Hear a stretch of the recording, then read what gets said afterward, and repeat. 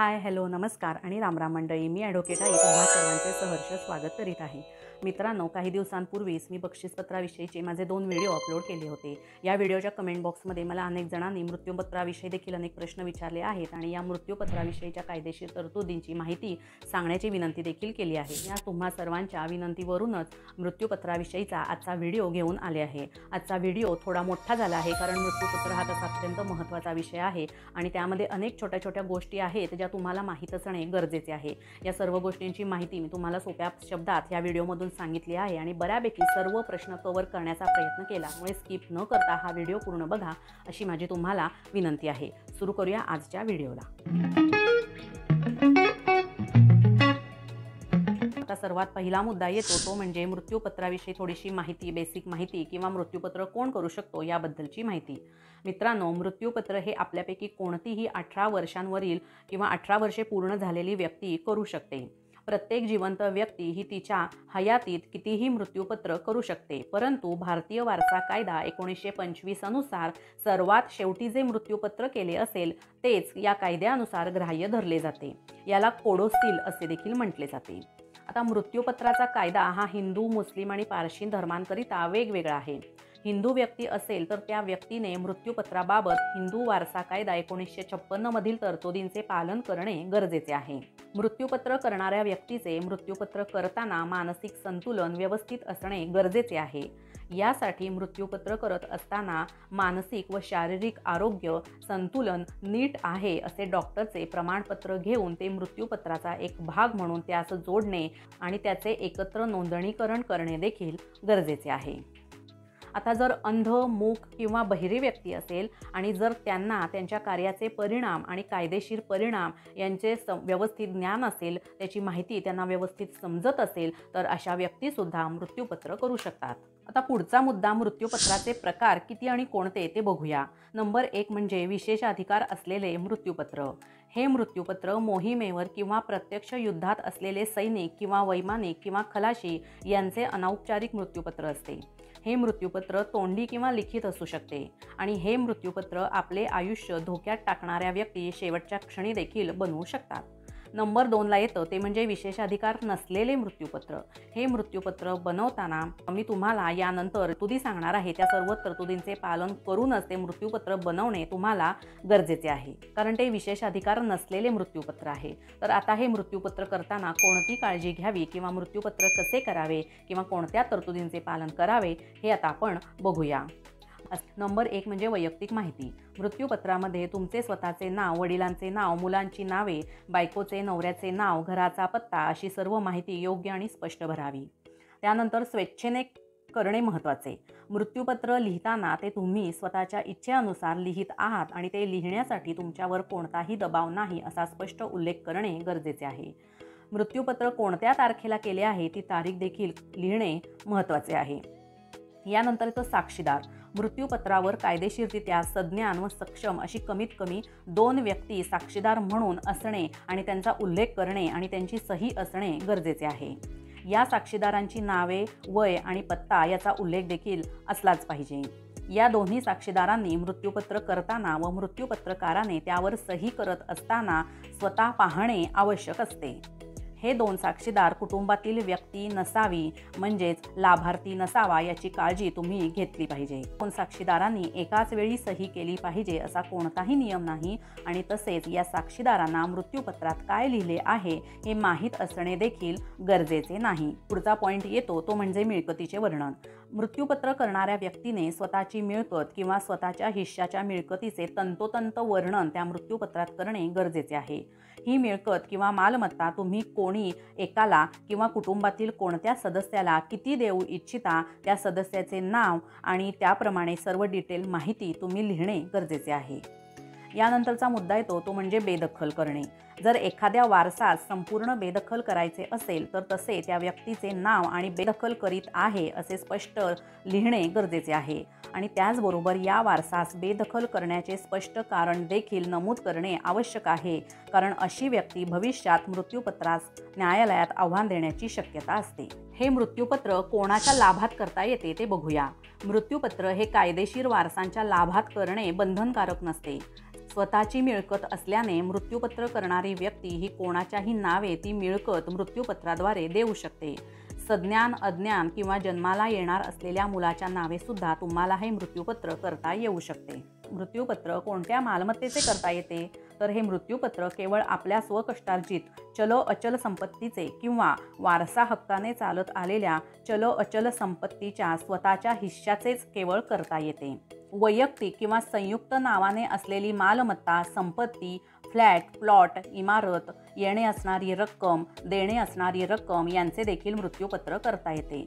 त्याचबरोबर नगदी रक्कम, दागिने, एफडीज असतील तर त्या एफडीज, बँकेतील खाती, विमा, पॉलिसीज, वाहने यांचे देखील मृत्यूपत्र करता येते. आता हे मृत्यूपत्र केल्यानंतर त्याची अंमलबजावणी कशी होते?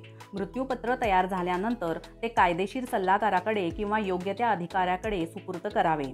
यामुळे जेव्हा गरज असेल तेव्हा ते मृत्यूपत्र सादर केले जाऊ शकते. मृत्यूपत्राच्या अंमलबजावणीसाठी एक किंवा अधिक व्यवस्थापक म्हणजेच एक्झिक्युटर्स नेमता येतात. मात्र असे करणे कायद्याने बंधनकारक नाही. कायद्यानुसार मृत्यूपत्र कोठेही सुरक्षित ठेवता येते, पण ते अशा जागी ठेवावे की त्याला कोणीही हात लावू शकणार नाही आणि मृत्यूनंतर ते त्या व्यक्तीच्या नातलगांना किंवा वारसांना सहजपणे मिळू शकेल. मृत्यूपत्र असलेले सीलबंद पाकिट त्यावर मृत्यूपत्र करणाऱ्याचे नाव किंवा त्याच्या एजंटचे नाव लिहून कोणत्याही निबंधकाकडे सुरक्षित ठेवण्यासाठी देता येते. आणि तसेच अनेक बँका व आर्थिक संस्था मृत्यूपत्र सुरक्षित ठेवण्यासाठी त्यांच्या कस्टडियन सेवा देखील देतात आणि तेथे देखील तुम्ही मृत्यूपत्र ठेवू शकता. आता हे मृत्यूपत्र करण्यासाठी मुद्रांकन किंवा नोंदणी करण्याची प्रक्रिया काय आहे ते बघूया. हिंदू कायद्यानुसार मृत्यूपत्र हे लेखी असणे आवश्यक आहे. त्याला कोणत्याही मुद्रांकाची आवश्यकता नसते, परंतु मृत्यूपत्र शाबित होणे सोपे जावे आणि तारखेसंबंधी कोणताही घोळ होऊ नये म्हणून 100 रुपयाच्या मुद्रांकावर मृत्यूपत्र केले तर ते जास्त योग्य होईल. मृत्यूपत्राची नोंदणी करणे कायद्याने बंधनकारक नाही, परंतु अशी नोंदणी केल्यास त्यासाठी 100 रुपयाचे नोंदणी शुल्क लागते. मृत्यूपत्राचा दस्त नोंदवणे, मृत्यूपत्राच्या आधारे नेमणुका करणे आणि मृत्यूपत्र रद्द करणे या सर्वांसाठी 100 रुपये नोंदणी शुल्क गरजेचे आहे. नोंदणीकरण केलेल्या मृत्यूपत्राची अंमलबजावणी करण्यासाठी तुम्ही व्यवस्थापक नेमू शकता आणि त्याचे नाव मृत्यूपत्रात स्पष्ट नमूद करणे गरजेचे आहे. नोंदणीकरण करण्याआधी जर तुम्ही कोणतेही मृत्यूपत्र जर तसेच सेम केलेले असेल किंवा केलेले नसेल तर त्याचा स्पष्ट उल्लेख देखील करावा. सर्वात शेवटी जे नोंदणीकरण केलेले मृत्यूपत्र असते तेच कायद्याने ग्राह्य धरले जाते. मृत्यूपत्राचे रजिस्ट्रेशन हे सब रजिस्ट्रार ऑफिसमध्ये केले जाते. आता या मृत्यूपत्रासंबंधित काही महत्त्वाचे मुद्दे मी तुम्हाला सांगते. नंबर 1, मृत्यूपत्रात उल्लेख केलेल्या संपत्तीपैकी मृत्यूपत्र करणाऱ्याच्या निधनाच्या वेळेस शिल्लक असलेली संपत्तीच केवळ विचारात घेतली जाते. नंबर 2, मृत्यूपत्रात परस्पर विरोधी मजकूर असल्यास शेवटचा मजकूर ग्राह्य धरला जातो. नंबर 3, अविवाहित व्यक्तीने विवाहापूर्वी केलेले मृत्यूपत्र विवाह झाल्यावर आपोआपच रद्द होते. नंबर 4, मृत्यूपत्रामध्ये अल्पवयीन अथवा मानसिकदृष्ट्या अस्थिर मुलांच्या पालनपोषणाची व भविष्याची तरतूद देखील करता येते. नंबर 5, विवाहापूर्वी अथवा विवाहबाह्य संबंधातून जन्माला आलेल्या अपत्याच्या मते अल्पवयीन असेल किंवा सज्ञान असेल त्याच्या नावेही मृत्यूपत्र करता येते. आणि नंबर 6, मृत्यूपत्राद्वारे एखादी व्यक्ती मालकीची मालमत्ता ही दान करू शकतो किंवा एखाद्या संस्थेच्या नावावर देखील करू शकतो. आता हे केलेले मृत्यूपत्र रद्द किंवा आव्हानित कसे करतात ते बघूया. नोंदणी केलेले किंवा न केलेले कोणतेही मृत्यूपत्र रद्द करता येऊ शकते जर खालील अटींची पूर्तता झालेली असेल तरच. नंबर 1, मृत्यूपत्र करताना ते करणाऱ्या व्यक्तीने दबावाखाली किंवा बळजबरीने केले असेल तर ते रद्द किंवा आव्हानित केले जाऊ शकते. जी व्यक्ती मृत्यूपत्र करत आहे त्या व्यक्तीला त्याबाबत किंवा मृत्यूपत्राच्या दस्ताबाबत वेडसरपणामुळे किंवा आजारपणामुळे किंवा अन्य कारणांमुळे आपण नक्की काय करत आहोत आणि त्याचे भविष्यात काय परिणाम होणार आहेत हे जर समजत नसेल तर तसे मृत्यूपत्र रद्द किंवा आव्हानित करता येऊ शकते. एखाद्या व्यक्तीला जर दारू पाजून मृत्यूपत्र करून घेतले असेल तर असे मृत्यूपत्र देखील रद्द होऊ शकते. आणि नंबर 4 म्हणजे मृत्यूपत्रातील मजकूर हा अर्धवट किंवा अपुरा असेल तर असे मृत्यूपत्र देखील रद्द होऊ शकते. नवरा बायको एकत्र मृत्यूपत्र बनवू शकतात का? तर या प्रश्नाचे उत्तर हो असे आहे. नवरा बायको त्यांच्या नावावर असलेल्या मालमत्तेचे मृत्यूपत्र करू शकतात, पण हे जॉईंट मृत्यूपत्र दोघांचाही मृत्यू झाल्यानंतरच लागू होऊ शकते. आता मृत्यूपत्राचे प्रोबेट म्हणजे काय ते बघूया. मृत्यूपत्राचे प्रोबेट म्हणजे मृत्यूपत्राचे न्यायालयातर्फे केलेले प्रमाणीकरण असते. म्हणजेच मृत्यूपत्र हे खरे आहे असे न्यायालयाकडून निर्णयित केले जाते. मृत्यूपत्रामध्ये जर एक्झिक्युटर नेमला असेल तर तो आणि नेमला नसेल तर ते मृत्यूपत्र ज्या व्यक्तीच्या लाभात केले असेल ती व्यक्ती प्रोबेटसाठी अर्ज करू शकते. प्रोबेटमध्ये पुढील गोष्टी नमूद करणे आवश्यक आहे.